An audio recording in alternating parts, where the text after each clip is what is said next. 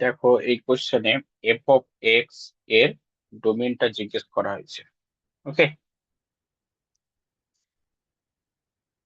তো F of x ফাংশনটি কি দেওয়া আছে? এফ অফ এক্স দেওয়া আছে cos inverse x by box x. Okay, আমরা প্রথমে দেখে নিচ্ছি যে cos ইনভার্স এক্স এর ডোমেনটা কি হবে। এর ডোমেনটা কত হয়? X belongs to close interval -1 to 1। Okay, নিচে দেখো যে বক্সেস ফাংশনটা দেওয়া আছে, তার ভ্যালু কিন্তু 0 হওয়া চলবে না। ওকে, মানে হলো হচ্ছে box x not equal to 0। ওকে, 0 হলে কি হয়ে যাবে? এফ অফ এক্স টা আনডিফাইন্ড হয়ে যাবে। তাহলে আমরা জানি যে একমাত্র যদি x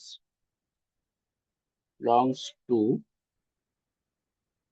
close interval 0 to open interval 1 এর মধ্যে বিলং করে, তাহলে বক্স এক্স এর ভ্যালু কি হয়ে যাবে? 0 হয়। ওকে, তাহলে এক্স এর এই মানগুলো এখান থেকে যদি বাদ দিয়ে দিই, তাহলে সেটাই তার এফ অফ এক্স এর ডোমেন হয়ে যাবে। ওকে, মানে প্লাস ইনফিনিটি আর এটা হচ্ছে মাইনাস ইনফিনিটি। ওকে, তাহলে cos ইনভার্স এক্স এর ডোমেনটা কি ছিল? -1 টু +1।